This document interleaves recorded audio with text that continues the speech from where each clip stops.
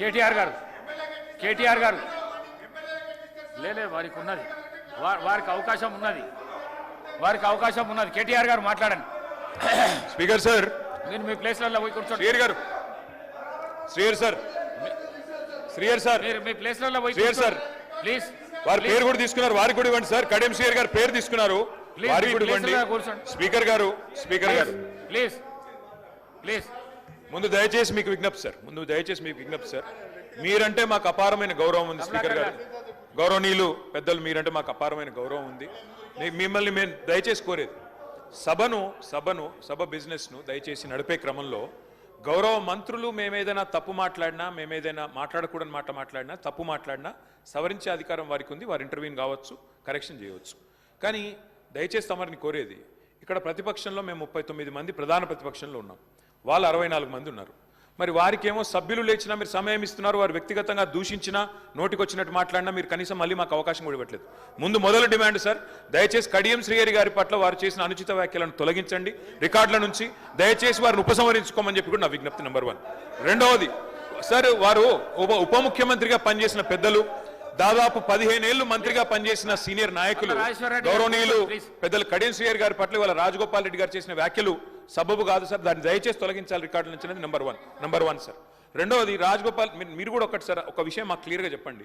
మా సభ్యులు లేచి అడిగితే మరి సభ్యులకైతే ఒకటే హక్కు ఉంటుంది సార్, అందరి సభ్యులకు 119 మంది సభ్యులకు ఒకటే రకమైన హక్కు ఉంటుంది.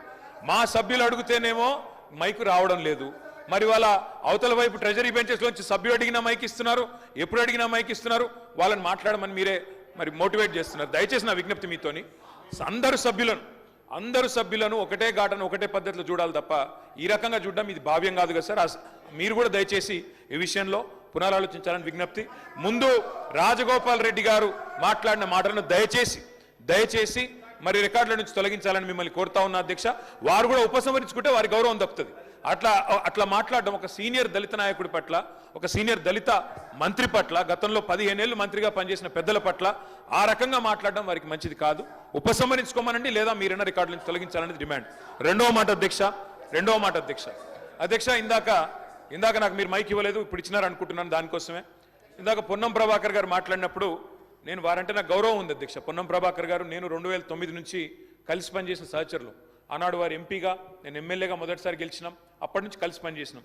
కానీ సత్యదూరమైన మాటలు చెప్తుంటే, వాస్తవానికి విరుద్ధమైన మాటలు చెప్తుంటే బాధతో తప్పకుండా అన్నాం అధ్యక్ష. కానీ వారు కూడా గౌరవ మంత్రి వారు, ఈరోజు గౌరవ మంత్రి గారు తప్పకుండా ఆలోచించాలి, మాట్లాడేటప్పుడు ఒకటికి 2 సార్లు ఆలోచించాలి. ఇవాళ వారి నియోజకవర్గంలో హుస్నాబాద్లో గౌరవెల్లి అనే రిజర్వాయర్ పూర్తయి ట్రయల్ రన్ అయిన మాట వాస్తవం కాదా అధ్యక్ష? ఇవాళ హుస్నాబాద్లో ప్రజలకు తెలియదా? వేములవాడ నియోజకవర్గంలో మలకపేట రిజర్వాయర్ మొత్తం పూర్తయి అందులో 1 TMC నీళ్లున్న మాట వాస్తవం కాదా అధ్యక్ష? ఇవాళ కాళేశ్వరం గురించి మాట్లాడి అదేమి జరగనట్టు నేను మేడిగడ్డకు పోయి వచ్చి మా మీద బురద జల్లే ప్రయత్నం ఏదైతే చేస్తున్నారో అధ్యక్ష, నేను గౌరవ సభ్యులకు తమరి ద్వారా తెలియజేసేది అధ్యక్ష ఒకటే ఒక్క మాట అధ్యక్ష. కాళేశ్వరం అనేది ఒక బరాజ్ కాదు అధ్యక్ష. కాళేశ్వరం అంటే 3 బరాజులు, 15 రిజర్వాయర్లు, 21 పంప్ హౌజులు, 19 సబ్ స్టేషన్లు, 203 కిలోమీటర్ల టన్నల్స్, 1531 కిలోమీటర్ల గ్రావిటీ కాలువలు, 141 TMCల స్టోరేజ్ కెపాసిటీ, అదేవిధంగా 240 TMCల యూటిలైజేషన్. శ్రీయర్ గారు ఏమన్నారు అధ్యక్ష? శ్రీయర్ గారు ఒకటే మాట అన్నారు, స్టెబిలైజేషన్ కూడా తీసుకోవాలి ఒక ప్రాజెక్టులో.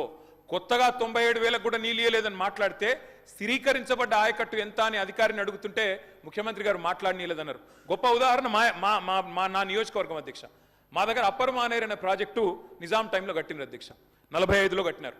ఆ అప్పర్ మానేర్ అనే ప్రాజెక్టు కోసం ఆనాడు రాజశేఖర రెడ్డి గారి ఆనాడు ప్రభుత్వం ఉన్నప్పుడు కూడా పాదయాత్రలు జరిగినాయి. దాన్ని ఎప్పటికప్పుడు స్థిరీకరించాలని నింపాలనే ప్రయత్నాలు జరిగినాయి. కానీ ఎప్పుడు నింపబడ్డది అధ్యక్ష? మొత్తానికి మల్లన్న సాగర్ కట్టిన తర్వాత మల్లన్న సాగర్ నుంచి వచ్చే కాలువ ద్వారా ఎప్పుడైతే కూడవెల్లిలోకి నీళ్ళు వచ్చినాయో, కూడవెల్లి వాగులోకి ఈరోజు ఏప్రిల్లో ఎర్రటి ఎండల్లో కూడా మా మిడ్ మానేరు, మా అప్పర్ మానేరు ఎండుతున్న మాట వాస్తవమా కాదా? మా కరీంనగర్ జిల్లా శాసనసభ్యులు వారికి తెలుసు అధ్యక్ష, శ్రీధర్ బాబు గారికి, పొన్నం ప్రభాకర్ గారికి. అందుకే ఆ బాధతోనే మేము చెప్పింది, గౌరవెల్లి అయినా, మలక్పేట రిజర్వాయర్ అయినా, అదేవిధంగా మా అప్పర్ మానేర్ అయినా, స్థిరీకరించబడ్డ సింగూర్ అయినా, స్థిరీకరించబడ్డ నిజాం సాగర్ అయినా, SRSP పునరుజ్జీవమైనా, ఇవన్నీ కూడా కాళేశ్వరం ద్వారా జరిగిన మాట వాస్తవం అధ్యక్ష. అందుకే గౌరవ మంత్రి గారిని, ప్రభాకర్ గారంటే నాకు గౌరవం, ఎందుకంటే ఉద్యమ సహచరుడు. ఆనాడు పార్లమెంట్లో వీరోచితంగా పోరాడింది కాబట్టి మా నాయకుడు కేసీఆర్ గారు కూడా కరీంనగర్ లో ఇక్కడ అక్కడ కాదు అధ్యక్ష, కరీంనగర్కి వచ్చే బహిరంగ సభలోనే వారిని అభినందించారు. కాబట్టి మాకు అట్లాంటి మంత్రి గారిని అగౌరవపరిచే కుసంస్కారం లేదు. కానీ మంత్రి గారు కూడా వాస్తవాలు చెప్పాలి అధ్యక్ష.